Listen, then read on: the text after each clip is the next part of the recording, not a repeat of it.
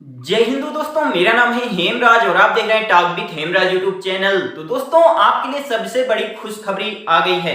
Post office में 40,889 पदों के लिए बम्पर भर्ती निकाली गई है। यदि आप केवल और केवल 10वीं पास हैं तो आप इन पदों के लिए आवेदन कर सकते हैं। तो दोस्तों, इस वीडियो में हम बात करेंगे इसका सिलेक्शन प्रोसेस क्या रहने वाला है। यदि आपका सिलेक्शन हो जाता है तो आपको क्या क्या काम करना पड़ेगा, आपको सैलरी कितनी दी जाएगी, एज क्राइटेरिया क्या रखा गया है दोस्तों, क्योंकि सबसे ज्यादा जो कंफ्यूजन रहता है वो एज क्राइटेरिया को लेकर रहता है। आपको एज में कितनी छूट दी जाएगी इसके बारे में भी डिस्कस करेंगे, और एजुकेशन क्वालिफिकेशन क्या मांगा गया है, ठीक है, और इसके लिए आप कब से आवेदन कर सकते हैं, सब कुछ इस वीडियो में डिस्कस करेंगे। तो वीडियो को शुरू से लेकर लास्ट तक देखिएगा।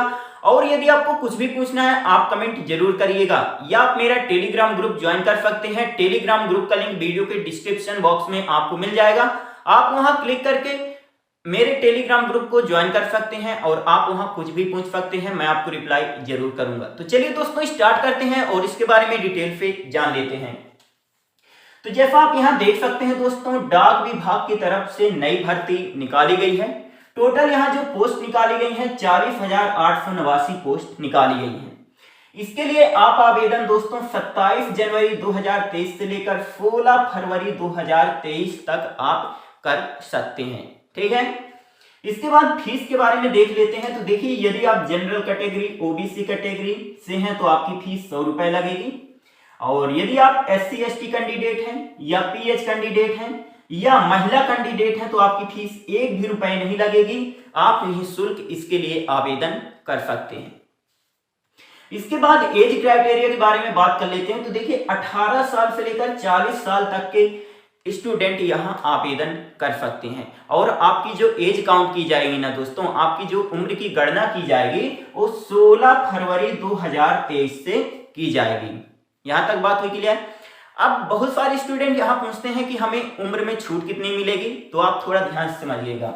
यदि आप SC ST कैटेगरी से हैं तो आपको 5 साल की उम्र में छूट मिल जाएगी, और यदि आप OBC कैटेगरी से हैं तो आपको 3 साल की उम्र में छूट यहां मिल जाएगी।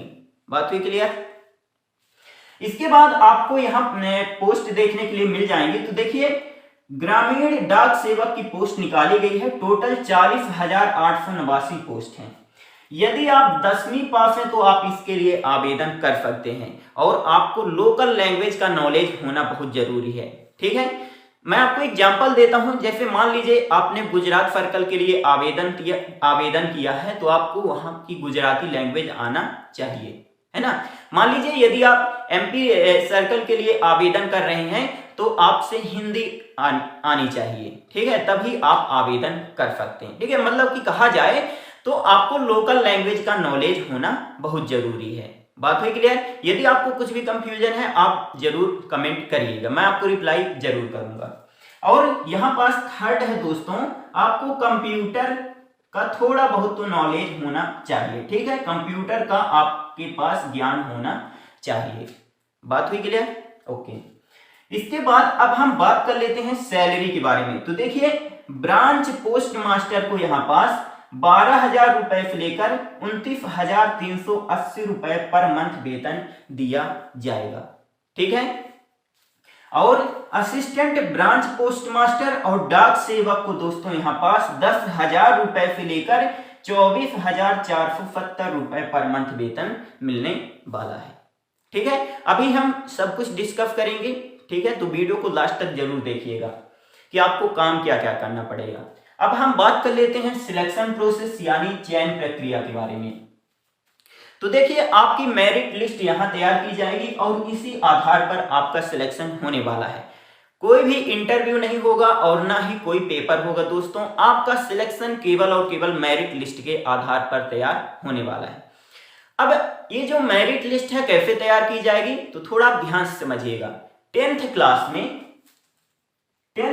में आपके जितने परसेंटेज थे उसके आधार पर यहां मेरिट लिस्ट तैयार की जाएगी, ठीक है।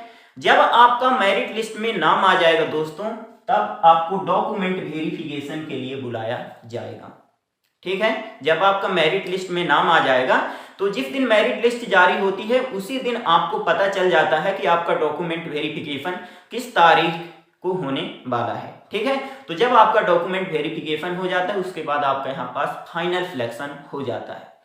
अब यहाँ थोड़ा एक बात ध्यान में रखिएगा दोस्तों, जिनके परसेंटेज नहीं है सीजीपीए है तो उन्हें अपने सीजीपीए में 9.5 से मल्टीप्लाई करके अपने परसेंटेज निकालना पड़ेगा। ठीक है, आप इस बात को ध्यान में रखिएगा। अब हम बात कर लेते हैं दोस्तों कि यदि आपका सिलेक्शन हो जाता है तो आपको क्या क्या काम करना पड़ेगा। तो सबसे पहले हम बात कर लेते हैं कि डाक सेवक को क्या काम करना पड़ेगा, यानी जो डाकिया होता है, जो पोस्टमैन होता है, तो उसको क्या क्या काम करना पड़ता है। तो देखिए सबसे पहले काम इसको क्या करना पड़ जाता है, ये जो पोस्ट आते हैं इनकी डिलीवरी आपके घरों तक करना पड़ता है। मान लीजिए आपको एक एग्जाम्पल के थ्रू समझाता हूँ। यदि आपका सिलेक्शन रेलवे में हो जाता है, ठीक है, तो वहां से एक ज्वाइनिंग लेटर आएगा, तो वो ज्वाइनिंग लेटर आपके घर तक कौन पहुंचाता है दोस्तों? डाकिया पहुंचाता है, डाक सेवक पहुंचाता है। जो पोस्टमैन होता है वो आपके घर तक ज्वाइनिंग लेटर पहुंचाता है। ठीक है, और दूसरा क्या है दोस्तों, स्टाम्प और स्टेशनरी की बिक्री भी ये करता है। जैसे अभी क्या था कि हर घर तिरंगा एक अभियान चालू किया गया था, है ना, तो देखे होंगे कि पोस्ट ऑफिस में जो तिरंगा झंडा था तो इसको फ्री में दे रहे थे, है ना, तो इनकी बिक्री करना या इनको लोगों में बांटना, ये सब काम कौन करता है? डाक सेवक करता है, डाकिया करता है। ठीक है, इसके बाद बीपीएम ब्रांच पोस्टमास्टर और असिस्टेंट ब्रांच पोस्टमास्टर द्वारा सौंपे गए सभी काम भी यही करता है। ठीक है, अभी मैं बताऊंगा कि ब्रांच पोस्टमास्टर और असिस्टेंट ब्रांच पोस्टमास्टर जो होते हैं तो क्या होते हैं। ठीक है, तो बीपीएम और एबीपीएम जो होते हैं तो इनके द्वारा सौंपे गए सभी काम कौन करता है? डाक सेवक करता है, पोस्टमैन करता है। ठीक है, इसके बाद पैसे जमा करना निकालना ये काम भी कौन करता है? डाक सेवक करता है, डाकिया करता है, पोस्टमैन करता है। जैसे आप देखे होंगे कि पोस्ट ऑफिस में पैसे भी जमा होते हैं और निकाले भी जाते हैं, एक बैंक की तरह ही होता है पोस्ट ऑफिस, है ना, तो पैसे निकालना और जमा करना इसका भी काम कौन करता है दोस्तों? डाकिया करता है, पोस्टमैन करता है। और यहां समझिएगा दोस्तों, आप कभी ना कभी देखे होंगे कि रेलवे में भी पोस्ट ऑफिस बने होते हैं, है ना, तो वहां भी आपकी ड्यूटी लग सकती है, तो आप इस बात को ध्यान में रखिएगा। ठीक है, अब हम बात कर लेते हैं असिस्टेंट ब्रांच पोस्टमास्टर क्या काम करता है। तो मैं आपको यहाँ थोड़ा समझाना चाहता हूँ दोस्तों, असिस्टेंट ब्रांच पोस्टमास्टर का काम लगभग समान है किसके?